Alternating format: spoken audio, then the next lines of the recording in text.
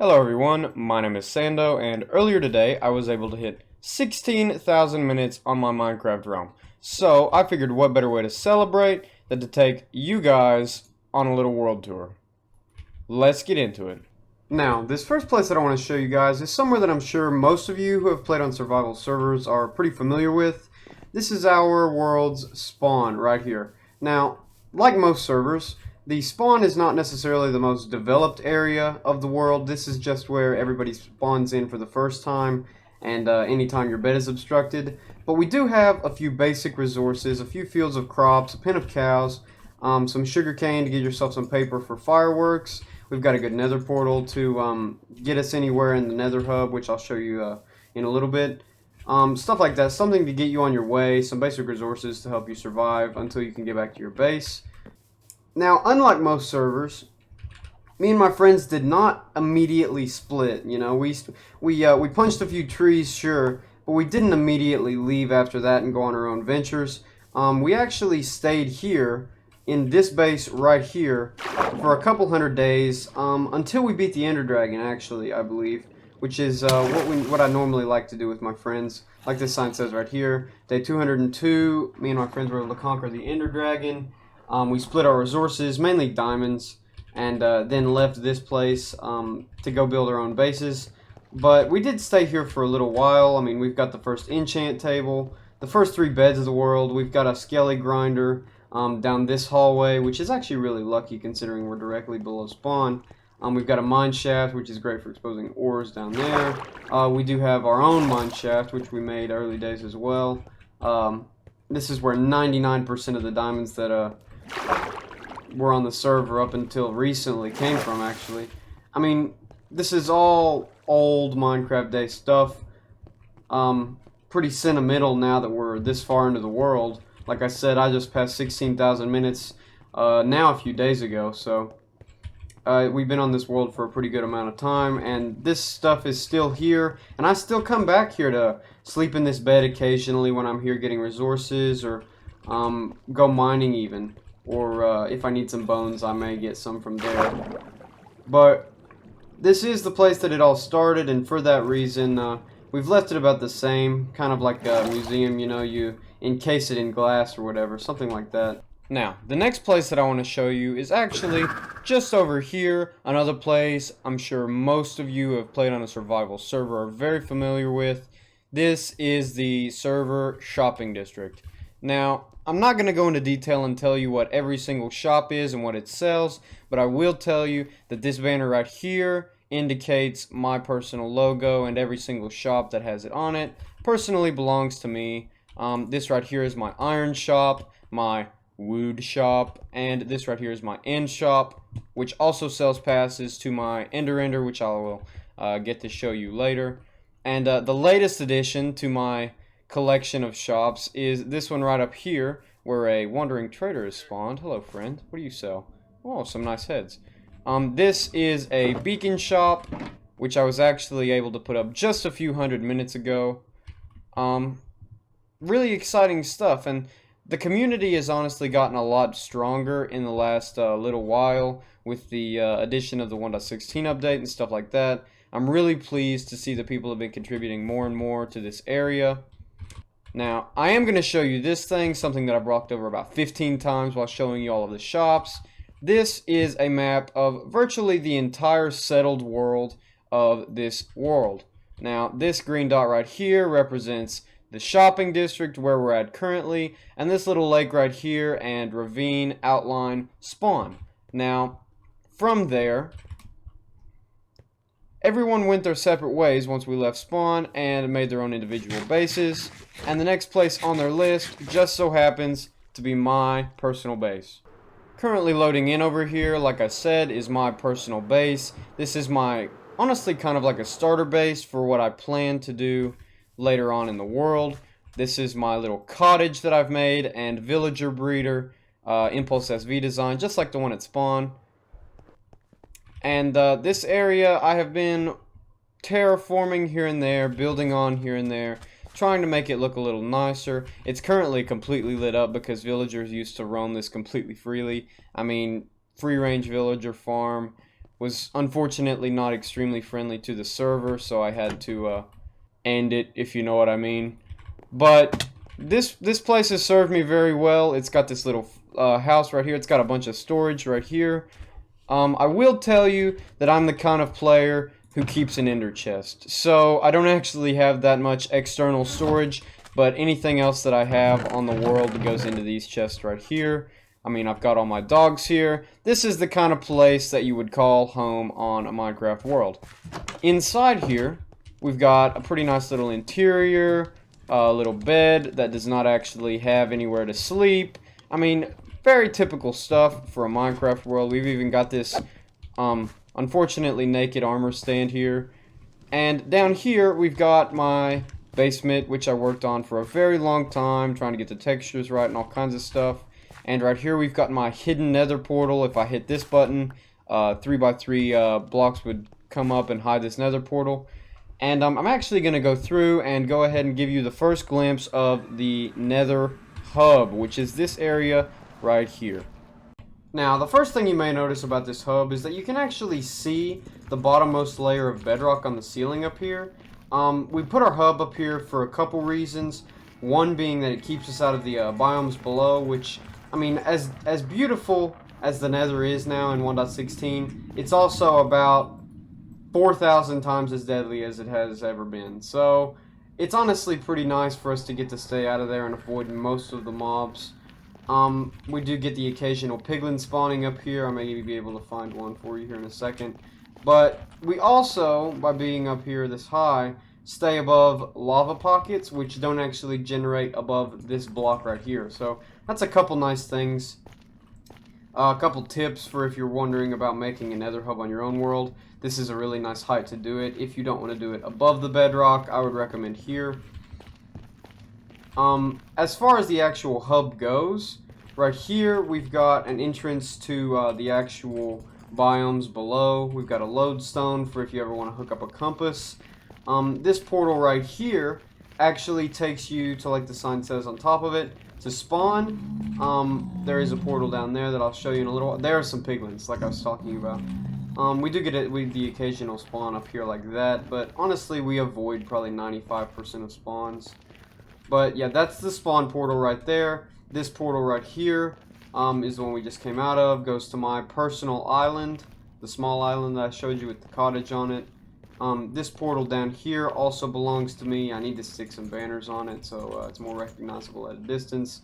But this is my personal industrial district, which is actually where we're going to head next. And it's raining. Beautiful. Love the weather in Minecraft. I do have Optifine on, so it makes the rain a little more bearable. I am going to sleep through it, though. But this, like I said before, is my personal industrial district. This has all of the farms that I have ever made that aren't specific to a certain location. Like, I actually recently, very recently, in fact, built a wither skeleton farm, but like most of you know, you can't make those in the overworld very easily. So this is where I have all of my farms that aren't really location specific. This right here you may recognize if you've been following the 1.14 iron farm trends. This is the Dock M77 iron farm design. I've got two of them.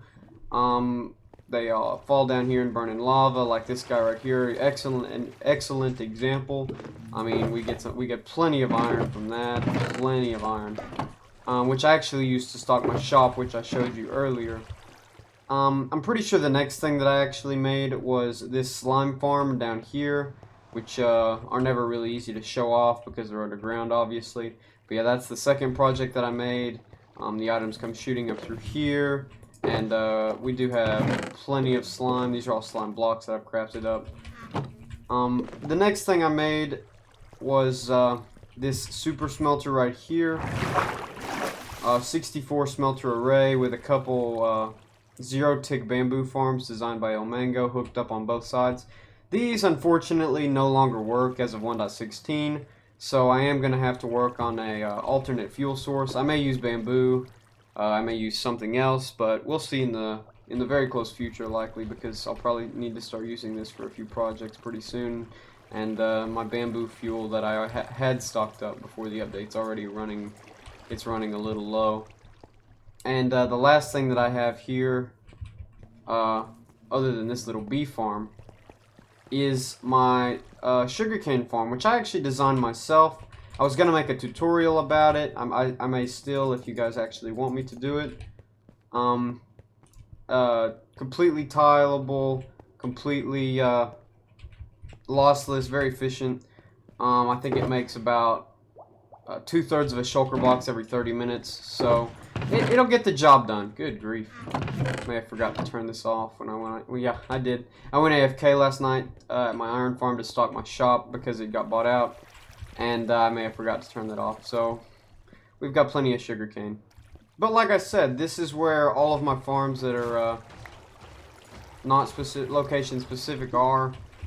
This is the only thing I passed up. I have a little bitty bee breeder right here to get a couple honey blocks for if I ever need a couple for a specific project. But this is the map of the area, and this is an area that I have big plans for, a lot of ideas for expansion. If you look at this map, you can tell that I have started in the corner, and I do actually plan on filling up this entire map with my industrial district. So I'm really excited to get some more projects in. I've got some ideas for farms that I need to work on that I'll likely include in videos that I'll release later on. But this has been the industrial district. Coming out of the portal right here, the industrial district portal, we do have a tunnel leading down here. This goes to my friend who I've talked about before in the video, Butter Warrior's base, who he actually shares with his friend Panda Girl. This is another tunnel to the biomes below, by the way. We're actually pretty isolated up here in the nether in these tunnels, so it's nice to have a few of those. But yeah, this goes to my friend Butter Warrior's base right here. He's got a really cool idea for a base that he's been working on. I'm really excited to see the execution of it. It's supposed to be the technological ages in chronological order. So over here is supposed to be kind of like the Stone Age, and then we are going into more like the Bronze Age and stuff like that. And eventually it'll get into medieval times, modern times, possibly futuristic. And he's been talking a lot about it, and I'm really excited to see what he's going to do with it. He plays this game a lot like I do. We've got our giant resource piles over here, little farms and stuff like that, and then we've got our actual builds scattered around it.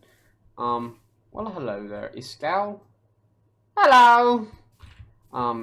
As of you who don't know, I'm a huge Hermitcraft fan. There are a lot of inspiration for me and the way I play this game, and we actually have a data pack that's available on Vanilla Tweaks, the website owned by Exuma or run by Exuma, to set up mob heads like that. We also have our own player heads, so if I were to die or if someone were to kill me, I would drop my own head, which is a pretty cool addition to the game. But yeah, Butter Warrior has been working on this area a lot. He's been working with villagers a lot, and I'm just really excited to see what he's planning on doing with this area. Like I said, Panda Girl's base is right over here. Her portal is right next to his in the Nether Hub, and this is her base. This has actually been put up extremely recently. The order in which I've recorded most of these clips has been super whack, so for the actual intro of this video, this was not even put together. So a lot of stuff has been happening really quickly, and I am really excited. These are the famous watermelon banners. Very impressive stuff. But I am very excited to have this much expansion in so little time on the world, especially because pre 1.16 there had not been a lot going on the realm other than me and my friend Butter Warrior. There hadn't been a lot of activity, and right now it's just kind of a weird time of day is the only reason I'm the only person on. The next and second to last place on the list is actually right down here next to this arrow pointing toward spawn. Oh, we've got a hoglin. See, this is what I was talking about. We avoid 95% of spawns, but every so often you do have to put up with some pests. Oh, he's dodging. He's dodging and weaving. Those guys are deadly, man. Very dangerous, especially to someone like me who's not that good at PvP. But this is my friend, God Construct's portal. It goes to his island, which he shares with a few of our other friends. And this is his portal in his house's basement, which has apparently been turned into a egg farm. Love pranks on this world. This is his absolutely beautiful house. I'll step back from it and get you a better view. Absolutely beautiful. I really do respect the effort that he really that he puts into his builds and goes into all of his projects. We do have some more interesting builds on the world as well. We've got a beacon over here, courtesy of you know who. My Wither Skeleton farm, which I'm not actually going to show in this video because it's pretty specific. I will probably show it in a later video. Now, on to our final destination. The last place on the list we have to visit, the Ender, which I actually mentioned a little earlier while I was in the shopping district. There are a few things in this game that I would consider just about necessary to do really good, you know, be really successful in survival world, vanilla survival. One of them is like an Ender, an excellent source of XP. I just prefer the Enders because I think that they're decently easy to build. Another thing would be an iron farm, which I also built really early days. That was actually the first farm that I believe I built on this world, other than a villager breeder. I had to build a villager breeder to build the iron farm. But iron farm, source of XP. Good source of wood. A good source of wood is just about necessary too, which, like I said earlier as well, I have a wood farm, or a wood shop. I don't have a wood farm yet. That's a project that I definitely need to work on later. I'm considering doing it in a future video. But, yeah, those are just about necessary. A good source of food is another one.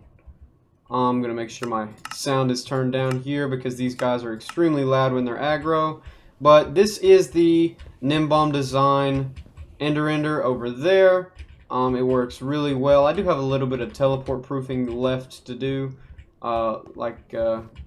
around these blocks right here or something. Yeah, there's a couple string there. But I do have a little bit of work to do over here to clean it up. But this is where 95% of my enchanting on this world has been done. It's an extremely efficient Ender. It's not very difficult to build. I would highly recommend, if you really need a good source of XP on your own survival world, this is definitely the way to go. But yeah, see, this is what I'm talking about. This guy right here, he can teleport there, and he's not supposed to be able to. But yeah, as for actual things on the server go, you know, destinations. This world has been open for like 3,700 days, so there's always going to be somewhere that I missed showing you guys. One thing that comes to mind specifically is I have a like I said, a Wither Skeleton farm that I use to you know, obviously get beacons, but also coal and bones as well. I haven't showed you that, and I haven't showed you, I have a few other farms. I have a flower farm, which I use for dyes and stuff like that. But I do plan on showing you all of that in a future video. Speaking of videos, if you like this one, leave it a like. And if you really liked it, if you really liked it, the subscribe button is always down there at the bottom. I am going to be releasing videos, a Let's Play, most likely, of future videos on this world. And if you don't want to miss them, the subscribe button is always there. Once again, thank you guys. This has been Sando. See you guys later.